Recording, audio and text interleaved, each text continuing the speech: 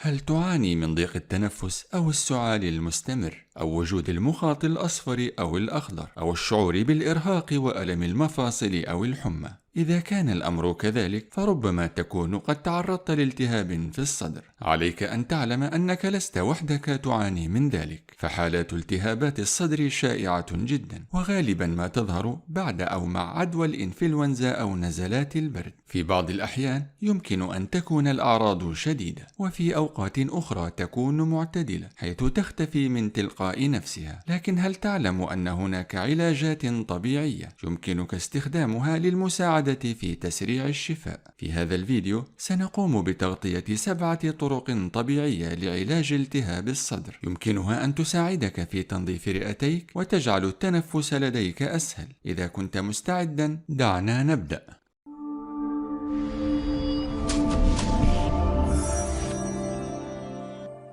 أولا وقبل كل شيء يمكنك تجربة تناول محلول الليمون والعسل التقليدي. إن محلول العسل والليمون والماء الدافئ هو علاج منزلي قديم يستخدم على نطاق واسع في جميع أنحاء العالم، وهو مفيد في التخفيف من أعراض التهاب الحلق والناتج عن السعال المتكرر. تظهر الدراسات أن العسل يقلل من أعراض السعال بسبب خصائصه المضادة للميكروبات والمضادة للالتهاب. الليمون هو مصدر غني بفيتامين سي ويساعد في تقوية جهاز المناعة. عندما يقترن العسل بالليمون يمنحك قوة جيدة لإزالة السموم. للحصول على أفضل نتيجة يمكنك تناول كوب من الماء الدافئ ومزجه مع ملعقة واحدة من عصير الليمون وملعقة كبيرة من العسل الطبيعي. اشربه أول شيء في الصباح بعد الاستيقاظ من النوم للحصول على أفضل نتائج.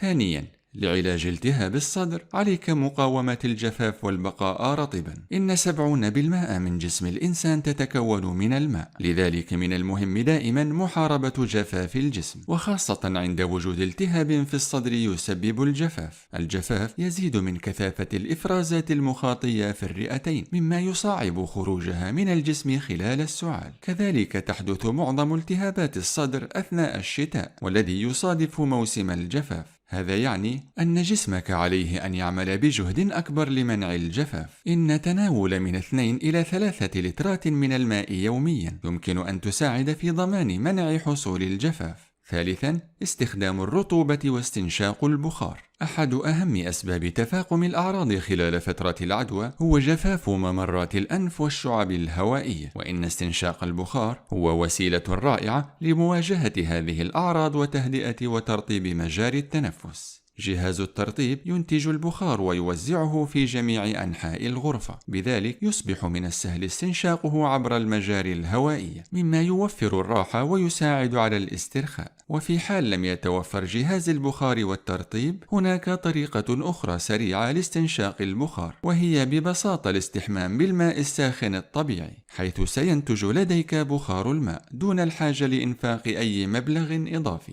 رابعا، جرب العلاجات الشعبية من عائلة الزنجبيل. عندما يتعلق الأمر بالعلاجات المنزلية الطبيعية والمستمدة من الغذاء لعلاج مشاكل الصدر فإن الزنجبيل هو أحد أهم هذه الأصناف. إن جذور نبات الزنجبيل تستخدم على نطاق واسع للأغراض الغذائية والطبية الطبيعية في جميع أنحاء العالم. الزنجبيل له رائحة قوية تفيد في تنظيف الممرات الهوائية الأنفية. الزنجبيل يحتوي على مكونات نشطة بيولوجيا ومضادات للأكسدة تقلل من ضرر التأكسد الناتج عن الإجهاد، كما أن له خصائص مضادة للالتهابات تساعد على استرخاء الشعب الهوائية والرئتين ومحاربة الحمى والتي تحدث أثناء الإصابة بعدوى الصدر. لذلك فإن إضافة الزنجبيل إلى نظامك الغذائي وتناوله في شكل عصير أو شربه مع الشاي يساعد بشكل كبير في علاج المشكلة والتخلص من العدوى الصدرية. خامسا، الزيوت الأساسية الطبيعية. إن استخدام الزيوت المستخلصة الطبيعية مثل الكينا وعشب الليمون وإكليل الجبل وخشب الصندل يمكن أن تكون فعالة للغاية في علاج التهابات الصدر. يمكنك استخدام هذه الزيوت عن طريق استنشاقها المباشر بعد وضعها في حمام مائي، أو عن طريق الأجهزة التي تبث البخار في الغرفة، أو يمكنك تطبيق الزيت على شكل دهان موضعي قريبا من الأنف والرئة، وذلك لتسهيل وصول تأثيرها للرئة والمجاري المجاري التنفسية بهدف علاج التهابات الجزء العلوي من الصدر وتقليل احتقان الأنف والتشنجات والناتجة عن السعال المتكرر. سادساً، إزالة المخاط عن طريق التصريف الوضعي. أحد أكثر المشاكل شيوعاً مع التهاب الصدر هو تراكم المخاط والبلغم في الصدر والمجاري التنفسية، مما قد يؤدي إلى ضيق في التنفس وعدم الراحة والصفير أحياناً. جسم الإنسان يستخدم السعال كآلية طبيعية للتخلص من المخاط الزائد، لكن في بعض الأحيان فإن السعال الطبيعي لا يكفي لوحده ولا يفي بالغرض. في هذه الحالات يكون الصرف الوضعي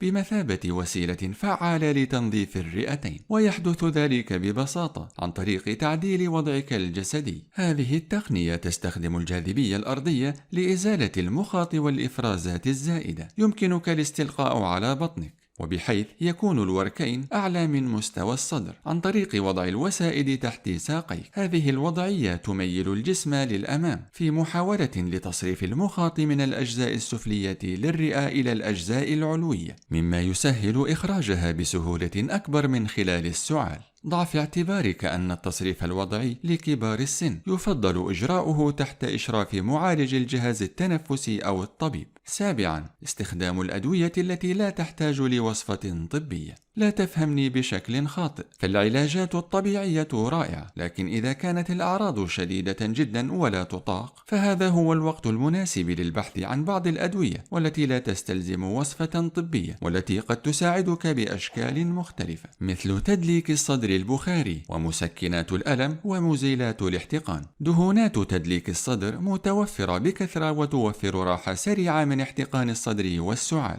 ببساطة، قم بتطبيق المرهم على منطقة الصدر وعلى الجبهة والرقبة والأنف للشعور بالراحة على المدى القصير. إذا أصبح الألم أو الصداع مشكلة أثناء عدوى الصدر، يمكنك أن تتناول مسكنات الألم مثل الآيبروفين، لأنه دواء مضاد للالتهاب يمكن أن يهدئ الحمى ويخفف الألم. هناك دواء آخر يمكنك تناوله بدون وصفة طبية، وهو مزيل الاحتقان، والذي يساعد في تطهير المجاري التنفسية من المخاط أو البلغم. أشكال مختلفة لمزيلات الاحتقان مثل الرذاذ والقطرات وحتى الأقراص، لكن ضع في اعتبارك استشارة الطبيب حول مخاطر وفوائد تناولها، فلديك علاجات طبيعية مفيدة تحدثنا عنها في هذا الفيديو، يمكن أن تكون مفيدة في التخفيف من أعراض التهابات الصدر أو المجاري التنفسية.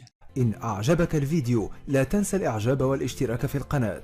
هل تعاني من ضيق التنفس أو السعال المستمر أو وجود المخاط الأصفر أو الأخضر أو الشعور بالإرهاق وألم المفاصل أو الحمى؟ إذا كان الأمر كذلك فربما تكون قد تعرضت لالتهاب في الصدر. عليك أن تعلم أنك لست وحدك تعاني من ذلك، فحالات التهابات الصدر شائعة جدا، وغالبا ما تظهر بعد أو مع عدوى الإنفلونزا أو نزلات البرد. في بعض الأحيان يمكن أن تكون الأعراض شديدة، وفي أوقات أخرى تكون معتدلة حيث تختفي من تلقاء نفسها.